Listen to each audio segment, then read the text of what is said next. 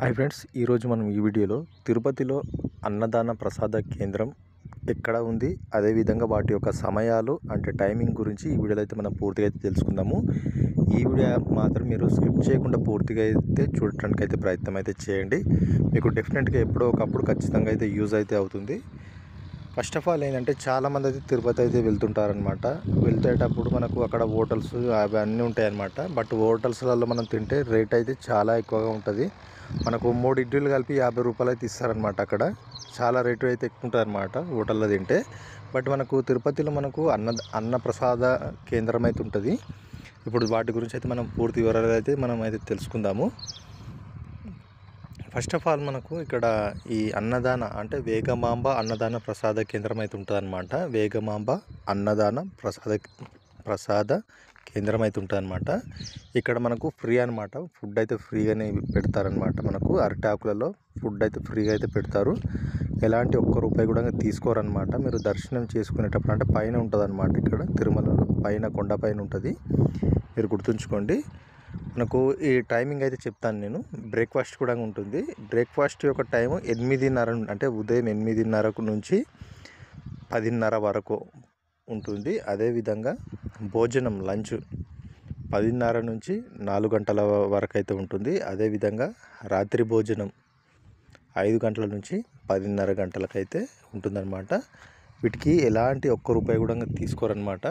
చాలా బాగుంటుంది. మీరు ఎప్పుడైనా తిరుపతి వెళ్ళేటప్పుడు అయితే ఖచ్చితంగా మీరు ఒకసారి తిని చూడండి. మీరు బయట హోటల్లో కానీ తినకండి. ఎందుకంటే మనకు అక్కడ అన్న ప్రసాదం అయితే ఇస్తుంటారు కాబట్టి మనము డబ్బులు పెట్టి కొన అవసరం లేదన్నమాట. మీరు ఎప్పుడైతే వెళ్తారో మీరు ఖచ్చితంగా అందులో భోజనం అయితే చేయండి. చాలా బాగుంటుంది.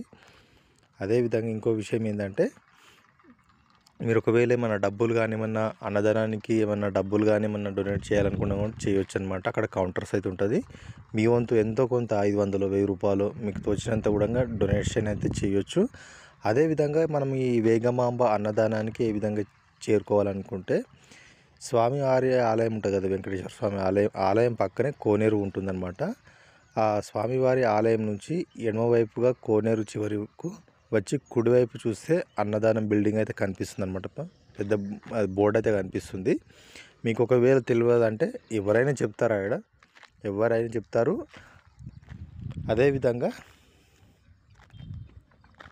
మీరు ఏమన్నా రోజుకి ఎంత ఖర్చు అవుతుందో కూడా ఇప్పుడు నేను చెప్తాను. అది కూడా గుర్తుంచుకోండి.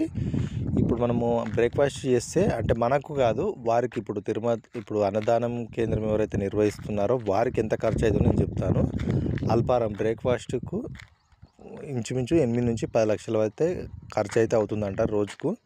అదేవిధంగా మధ్యాహ్నం భోజనంకు లంచ్కు 15 లక్షల నుంచి 20 లక్షల వరకు అవుతుంది అంట పర్ డేకు. అదేవిధంగా రాత్రి భోజనం డిన్నర్కు 15 లక్షల నుంచి 20 లక్షల వరకు అయితే అవుతుందంట. Same to same. మీరే చూడండి రోజు ఎంత జనాభా వస్తుంటారో కదా. ఇదే అనమాట. మీరు ఒకవేళ ఏమైనా డొనేషన్ కూడా ఏమైనా ఇద్దామనుకుంటే ఇచ్చుకోవచ్చు అనమాట.